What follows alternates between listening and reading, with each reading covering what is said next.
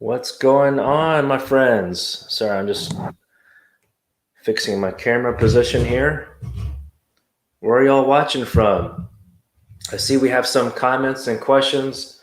Happy to help you. Hope we can help you. Going with a new hairstyle today. I finally got my haircut a couple weeks ago. A professional haircut. And so let's see. Hope everyone's safe out there. Let me know where you're watching from. I think that's always interesting. Okay, so I do have some updates in terms of, let's see here, some bills, proposals. So we'll start with that. There's a lot going on in terms of immigration. I'm sure you heard the news about, oh, I see New York City. Wonderful. Hello, Elena. Nice to see you from NYC. If you know my history, read my profile, I went to law school in New York City, University of New York. I love that school. If there's anyone that wants to go to law school, I highly recommend it. But anyway, let's see here. So there is some activity about proposals. Okay. Let me pull it up here. I'll put a link to this in the notes later on. There is a proposal, and I'll have a more thorough video about this because it is quite long. This is proposed by in the House of Representatives, the New Deal for New Americans Act of 2021. This is HR 1308, and this is proposed by Representative, I think it's Grace Meng. Yes, Grace Meng out of New York.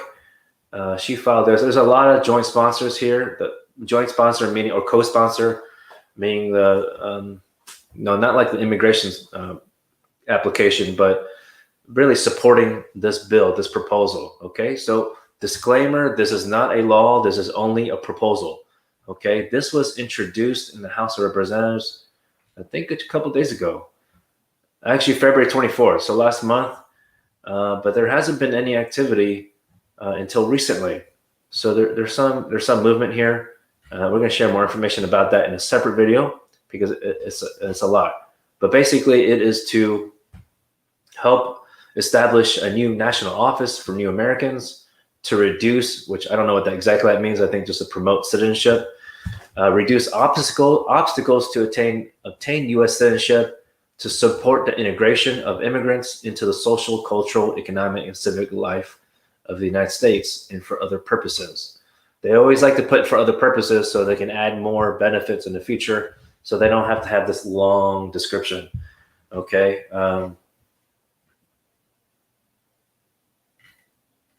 It looks like here, yeah, they had something for naturalization for certain U.S. high school graduates. So that's good. They have a portion about revising the grounds for deportation, a waiver to ensure access to citizenship, a program for U.S. citizens, naturalized citizens, and something about automatic registration of eligible individuals. So this will be interesting. So that I think what they're talking about there is probably, oh yeah, for voting. That's what I was thinking. Automatic voting registration. So that would be great to save everyone some time. So that is actually a very wonderful bill there. I like hearing that in those news. I will get to some of the questions. Marlene, thank you very much for asking that. I'm doing good, thankfully. I'm vaccinated. So that's one thing. I hope everyone has access to the vaccine, and I know some people don't want to take it. Some people. I did ask some of y'all, or ask all of y'all on my community post if y'all are concerned about the vaccine or not. So if you have any question about it, I'm not an expert. Obviously, I'm not a doctor in medicine, but I always encourage people to take the vaccine, especially for this pandemic. So we can all get on with our lives and move forward. But thank you, Marlene. I hope you're doing well. Let me go to the front here. I do have more news about legislation, but I will answer some questions for now. When will you get green card? Oh, that is another $1 million priceless question, Tawheed. I don't know the facts of your case, your history. So that's something I can definitely answer in a consultation, which leads me to share with you, we offer free 15 minutes for you YouTube fans or subscribers. So please subscribe, share this video, this channel with your friends. We greatly appreciate it. But yes, free 15 minutes just for you. It's a preliminary, okay? Of course, if you have a long history with immigration applications or some kind of problem in the past, it likely will require a 30-minute consultation. That's $79. Okay, that's our offer right now. The code is Green Card Guys. You got to tell our cares team that, or it's not going to trigger in their head that you want a free consultation. So please share that with them, okay? Let's see here. Let me write that down. Thanks for tuning in, friends. We like to share accurate information. We're live Tuesdays and Fridays. Tuesday is at 11:30, and Friday is at 1 o'clock Central Time because I'm in Texas. All right. So here's the code if you want the free 15 minutes, and this is a number to call or text. Okay. We recommend. Okay, there you go. So now back to the questions. Okay, Roberto, your question is, I'm doing well. How are you, sir?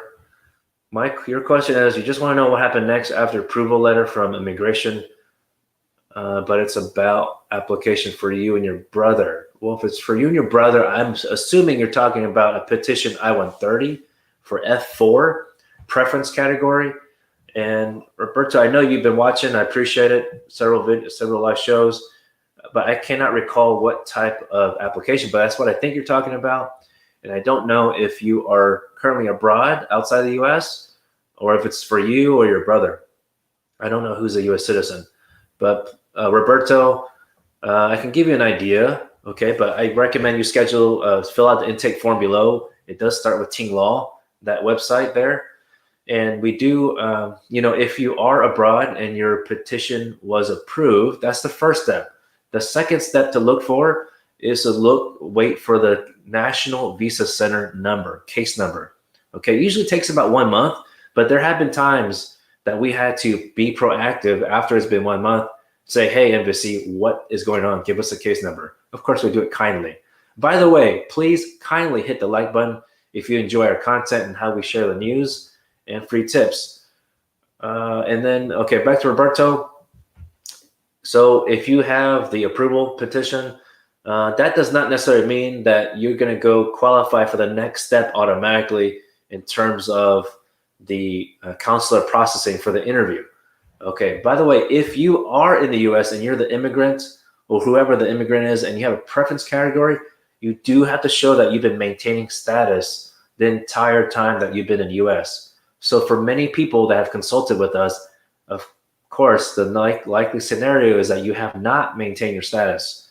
So to get around that is you have to go back to your birth country for the interview. But of course, if you have been here in the US for more than 180 days, between 180 days and 365 days in the US without status, that's a 3-year restriction. In the law, we call that 3-year bar. If you've been living in the US for more than 10 years been living in the US for more than 1 year without lawful status, then that is a 10-year restriction. So there are waivers available. It just depends if you have something we call qualifying relative. Okay. For example, a US citizen or resident spouse or parent. So those are at least 2 qualifying relatives, 2 sets of qualifying relatives. There's a lot more, Roberto, I can say, but hopefully that gives you a little bit idea. But something else I can share with you, Roberto, and everyone else that has this kind of scenario, you want to look at your priority date. And the way to find the priority date is on your receipt notice for the I-130. It should show it in the top-ish middle, okay? There's a receipt date and there's also a priority date. So you want to look for that. And then you have to refer to the Department of State website, travel.state.gov, or you could just internet search for visa bulletin. You want to look for the most recent. April already came out, even though it's March. And so check that out. Depends on the country that you were born in, okay? For the wait times as well. Elena, to your question, is there a way to change withholding of removal status and new legislation? I mean, that's possible. I mean, there's not going to say something specific that in this status, withholding of removal status, you can change to here. But if, it sounds like you've been here for quite some time, but let's say if this U.S. Citizenship Act passes, which out of all of them, that seems the most doubtful out of all of them, even though that's the one I like. Everyone likes that one because it includes a lot of people, the estimated 11 million people. But if any of these includes a situation where your facts match up with the future law, then yes, you can change your status to one of those, whether it's a visa or the resident status in general, okay? Just because you have withholding or removal status does not mean you cannot apply for something in the future. Okay. Baba Tunde, nice to see you. When will the House pass the undocumented immigration bill for a green card, and is pending asylum applicants regard the same as TPS applicants? I think that's what you mean by that. To answer your last question first, asylum applicants is different than TPS applicant. It's not automatically the same, which reminds me, I still need to make that video about what TPS what temporary protected status is. But I'll give you a quick idea. Is that TPS, temporary protected status? This is not for every country. The president, the executive branch, is the only one that can designate specific countries, okay, for this. So it includes like El Salvador, Honduras, Syria, and recently Myanmar. I'm sure you may have heard the genocide going on in Myanmar. Some people, the former country name is Burma. So these kind of countries either have had some kind of natural disaster like a hurricane, for example, like Haiti as well, or they have some kind of government disruption where the U.S. is able to help people from those countries. So sometimes asylum applicants also can qualify for TPS if they're from that country and fit within that time period to apply. But I'm not sure which country that you were from. But please fill out the intake form, and we're happy to chat with you to see if we can help you if you qualify. With Sam, let's see here. What a proposal. I think that's what you mean to say. Proposal is how you say it? It's a very preliminary. It's only, I think that's what you mean by your question. Proposal is very preliminary. Even if it's passed by the House, which I guess goes to this question, but to Baba Tunde, the first question, there are a lot of proposals. So if you're referring to the American Dream and Promise Act and the Farm Workforce Modernization Act, those two were passed last week. We made a video about that. But that is the very, very first big step, is to pass the House. And then it transfers over to the Senate side, where there's only 100 elected officials, politicians. There's 2 in every state. So we need at least currently 60 votes for any proposal to pass in the Senate. It is possible through another mechanism for it to be only 50 votes, 51 with Kamala Harris to be tiebreaker, but that's only under some process called reconciliatory process for the budget. Okay, so I'm on. Got a next question. I do have to cut off soon in just maybe 1 minute because I'm sorry, we have to file some lawsuits today. So I can't answer one more question, I think. Let's see here. When you pay, just picked one that I think I could answer quickly. When you pay for your green card, how long will it take to come out? It will take about if you pay for the immigrant fee, then the $220, then it usually takes about a month. But I know some people have had delays just because of the pandemic. So that's $220, assuming you're talking about coming from the consular process, CR1 or IR. But if you're talking about adjustment status, that also takes about 2. I've had situations with clients take about 2 weeks to also 1 month. Okay, so we always track for our clients online the case status because sometimes it does offer the tracking number. Okay, you do have to look at the uscs.gov website. So I am apologize. I wish I could answer more questions, but if you have a question that you would like assistance, we do offer free 15 minutes for you, my friends, YouTube subscribers, fans. Just call the number down below, and I think it's there. Yeah, it's scrolling through, and here is here's a secret code for you guys. So stay tuned for our video this weekend about the other bills, because there is some information about essential workers and also for the New Deal for New American Act, okay, proposed by Grace Meng out of New York. Okay, friends, until next time, please continue wearing your mask. Take care. Bye-bye.